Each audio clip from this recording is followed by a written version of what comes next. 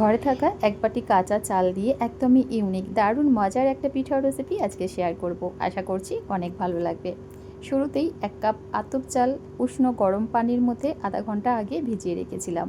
আমি এখানে আতপ চাল নিয়েছি, তোমরা চাইলে ভাতের চাল মানে সেদ্ধ চাল দিয়েও এই রেসিপিটা তৈরি করতে পারবে, তবে হ্যাঁ, আতপ চাল দিয়ে বানালে খেতে বেশি ভালো লাগবে। এবারে চালের পানিটা ভালোভাবে ঝরিয়ে আরও 1 থেকে 2 বারের মতো পানি পাল্টে ধুয়ে নিয়েছি। এবারে পানি ঝরানো চালটা মিক্সিং জারের মধ্যে নিয়ে দিলাম পেস্ট করার জন্য, সেই সাথে দিয়ে দিলাম 1/4 কাপ উষ্ণ গরম পানি।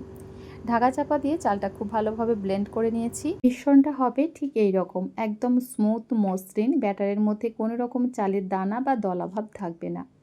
খুব সুন্দরভাবে চালটাকে ব্লেন্ড করে নিয়েছি। এবারে চালের পেস্টটা একটা মিক্সিং বোলের মধ্যে নিয়ে নিলাম। এবারে ব্যাটারের মধ্যে দিয়ে দিব 1/2 কাপ পরিমাণ ময়দা, এতে করে পিঠাটা একদম নরম তুলতুলে হবে। চাইলে তোমরা এখানে আটাও ব্যবহার করতে পারবে। মিষ্টির জন্য দিয়ে দিলাম 1/4 কাপ চিনি। স্বাদ অনুযায়ী নুন দিয়ে দিলাম, আর পিঠার টেস্ট আরও কয়েক গুণ বাড়ানোর জন্য দিয়ে দিলাম 2 চা চামচ পরিমাণ গুঁড়া দুধ। দিয়ে দিব 1 চা চামচ পরিমাণ ড্রাই ইস্ট।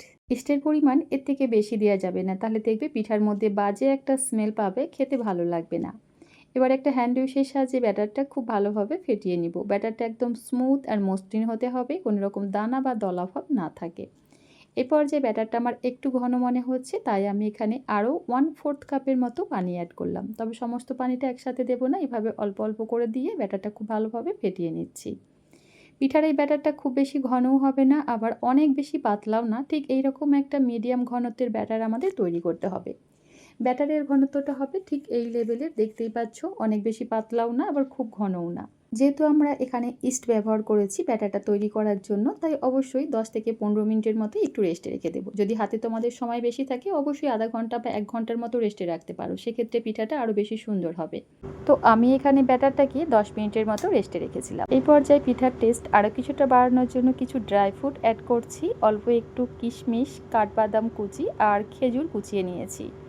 তবে এটা টোটালি অপশনাল, হাতের কাছে না থাকলে স্কিপ করতে পারো। আর পিঠার টেস্ট আরও কিছুটা বাড়ানোর জন্য এখানে 2 চা চামচ পরিমাণে ফ্রেশ নারকেল কোড়া, আর পিঠার মধ্যে সুন্দর একটা ফ্লেভারের জন্য দিয়ে দিলাম 1/4 টিস্পুন এলাচের গুঁড়া আর 1 চা চামচ গাওয়া ঘি। আবারও সমস্ত কিছু খুব ভালোভাবে নাড়াচাড়া করে একটু মিশিয়ে নিচ্ছি। খুব ভালোভাবে মিশিয়ে নিলাম। সবশেষে পিঠার এই ব্যাটারের মধ্যে দিয়ে দিব 1 চা চামচ বেকিং পাউডার। বেকিং পাউডারের পরিমাণ এর থেকে বেশি দেওয়া যাবে না, অল্প একটু ব্যবহার করতে হবে। আবারও খুব ভালোভাবে নেড়েচেড়ে মিশিয়ে নিচ্ছি। খুব ভালোভাবে নেড়েচেড়ে মিশিয়ে নিলেই কিন্তু পিঠার জন্য ব্যাটারটা একদম রেডি। আর ঘনত্বটা হবে ঠিক এই লেভেলের, খুব বেশি ঘনও না আবার অনেক বেশি পাতলাও না। সেটা তৈরি করার জন্য এদিকে একটা ফ্রাই প্যান নিয়েছি, প্যানের মধ্যে অল্প একটু ঘি খুব ভালোভাবে হাত দিয়ে লাগিয়ে নিলাম, এতে করে পিঠাটা স্টিম হয়ে যাওয়ার পর সহজেই উঠে আসবে। এবার এই ব্যাটারটা প্যানের মধ্যে ঢেলে দিব। শুধুমাত্র চাল দিয়ে যে এত সুন্দর পিঠা তৈরি করা যায়, রেসিপিটা না দেখলে বিশ্বাসই হবে না। তাই ভিডিওটা স্কিপ না করে প্রথম থেকে শেষ পর্যন্ত দেখতে থাকো, আশা করছি ভালো লাগবে। পিঠাটা স্টিম করার জন্য এদিকে চুলায় একটা প্যানের মধ্যে পর্যাপ্ত পরিমাণ পানি ভালোভাবে ফুটিয়ে নিয়েছি। তারপরে পিঠার মোলটা খুবই সাবধানে প্যানের মধ্যে বসিয়ে ঢাকা চাপা দিয়ে 15 থেকে 20 মিনিটের মতো স্টিম করে নিব। তবে এই পিঠাটা দেখতে আরও বেশি সুন্দর আর লোভনীয় লাগার জন্য 10 মিনিট পর ঢাকনাটা একটু উঠিয়ে উপর থেকে কিছুটা ড্রাই ফ্রুট ছড়িয়ে দিচ্ছি। এতে করে পিঠাটা দেখতেও ভালো লাগবে আর খেতে তো অবশ্যই অনেক বেশি মজার হবে।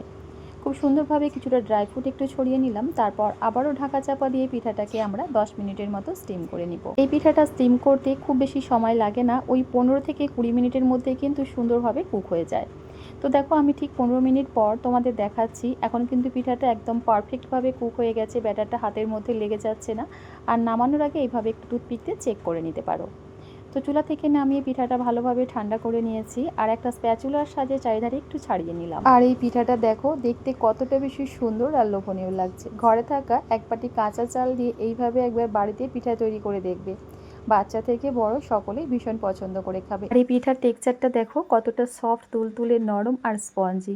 চলো এবারে পিঠাটা তোমাদের সঙ্গে একটু কেটেও শেয়ার করি, তাহলে বুঝতে পারবে ভেতর থেকে পিঠাটা কতটা পারফেক্টভাবে কুক হয়েছে।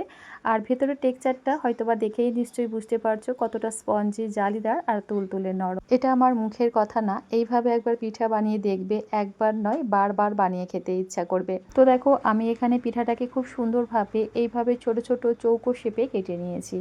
আর এখন দেখো পিঠাটা দেখতে অলরেডি কতটা বেশি সুন্দর আর লোভনীয় লাগছে। অল্প সময়ে ঝটপট পিঠা খেতে মন চাইলে ঘরে থাকা এক বাটি চাল দিয়ে দারুণ মজার এই পিঠাটা একবার হলেও বাড়িতে বানিয়ে দেখতে পারো। আশা করছি অনেক ভালো লাগবে, আর বাড়িতে বানালে কমেন্ট করে জানাতে একদম ভুলো না রেসিপিটা তোমাদের কেমন লাগলো। আজকের আমার এই সহজ সুস্বাদু পিঠার রেসিপি যদি তোমাদের ভালো লেগে থাকে প্লিজ একটা লাইক দিয়ে আমার চ্যানেলটা সাবস্ক্রাইব করে পাশে থাকার অনুরোধ রইল। আজ তাহলে এই পর্যন্তই। আল্লাহ হাফেজ। আসসালামু আলাইকুম।